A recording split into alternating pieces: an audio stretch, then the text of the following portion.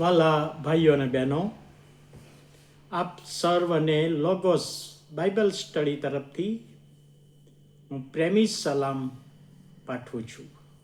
અને આજે 27મી એપ્રિલ 2026 સોમવારનો આ નવો દિવસ આપણા જીવનમાં પ્રભુએ બતાવ્યો, માટે પ્રભુનો ખૂબ આભાર માનતા પ્રભુના નામને ધન્યવાદ આપીએ છીએ. આજે જે વચન આપણે શીખવાના છીએ તો હિબ્રુઓનો પત્ર 11મો અધ્યાય અને 37મી કલમ.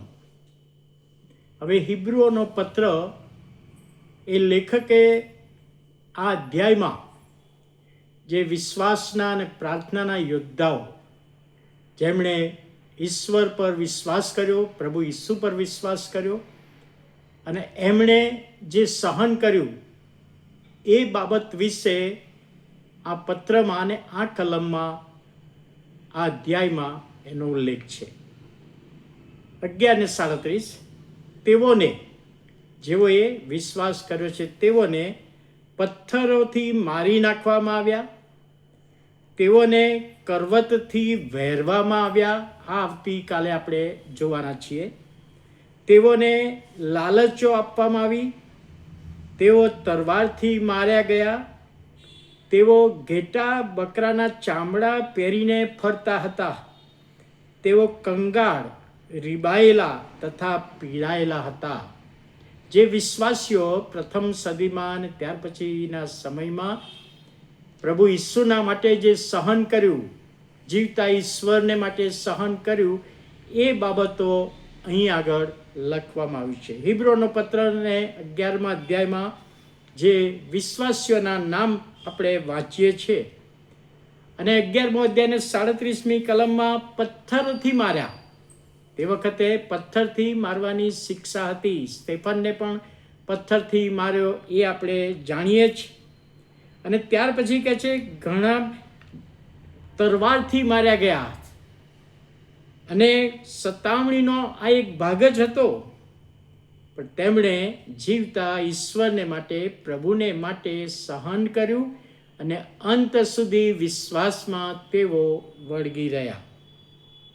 હવે 11મો અધ્યાયને 37મી કલમમાં બે બાબતો છે. તેઓને કરવતથી વહેરવામાં આવ્યા, એ આવતીકાલે આપણે જોવાના છીએ. પણ આજે કે તેઓ ઘેટા બકરાના ચામડા પહેરીને ફરતા હતા. આવી શિક્ષા, ઘેટા બકરાના ચામડા પહેરીને તેઓ ફરતા હતા.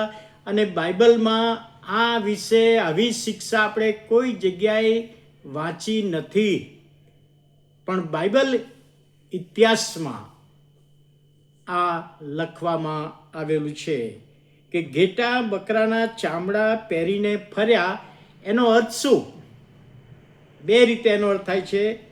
ગ્રીક અને રોમન સામ્રાજ્યમાં ઘણા બધાને આવી શિક્ષા કરવામાં આવતી હતી. મૃત સરોવર એની આજુબાજુમાં ઘણા લોકો આવા કપડાં પહેરતા હતા. શા માટે? કે સતાવણી ચાલતી હતી ને સતાવણીથી બચવા માટે તેઓ ઘેટા બકરાના જેવા કપડાં એવા પહેરે અને ઘેટા બકરાની વચ્ચે જ ચાલે, કે જેથી કોઈને ખબર ના પડે કે અહીંયા આગળ ખ્રિસ્તીઓ રહે છે.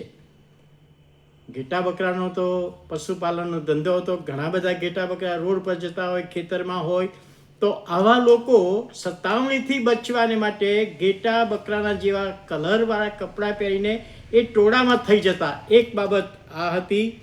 અને બીજી બાબત કે ઘેટા બકરાના ચામડા, એમાં જે વિશ્વાસીઓ, ખ્રિસ્તી વિશ્વાસીઓ પકડાય, એ ચામડામાં એમને સીવી લેવામાં આવે અને ધીમે ધીમે ચામડું સુકાતું જાય, એમ સંકોચાતું જાય અને આખરે મરણ પામે. એટલે આ બે રીતના હતા, બચવા માટે ખરું, અને રોમનો આ એક જાતની શિક્ષા, સતાવણી કરતા હતા. એટલે અહીં આગળ જે બાબતો લખવામાં આવી છે, 4મી ને 5મી સદીમાં ઘેટા બકરાના ચામડામાં સીવીને જંગલી પ્રાણી મધ્યે મોકલી દેવામાં આવે. એટલે પ્રાણી વાઘ સિંહ તો એવું જ માને કે આ તો ઘેટું કે બકરું જ છે અને એને ફાડી ખાય. જો ના ફાડી ખાય તો તાપમાં સુકાઈને મરી જાય. અને આ રીતની એમની સતાવણી થતી હતી. એ જૂના કરારના વિશ્વાસીઓ માટે પણ હતી. અને એ બાબત અહીંયા હિબ્રોનો પત્રના લેખક અહીંયા આપણને જણાવે છે. આજે જે સતાવણી થાય છે, પહેલાની જે સતાવણી હતી અને આજની સતાવણી સહન કરવા જેવી છે, સહન કરી શકાય. તે વખતે અસહ્ય હતી. અને પ્રભુનો આભાર માનીએ છીએ કે આપણે એવી સતાવણીમાંથી પસાર થવું નથી પડ્યું. પણ આપણા વિશ્વાસને માટે પ્રભુનો આભાર માનીએ છીએ. પ્રાર્થના કરીએ. વાલા પ્રભુ, અમે આભાર માનીએ છીએ, તમારા નામને ધન્યવાદ આપીએ છીએ.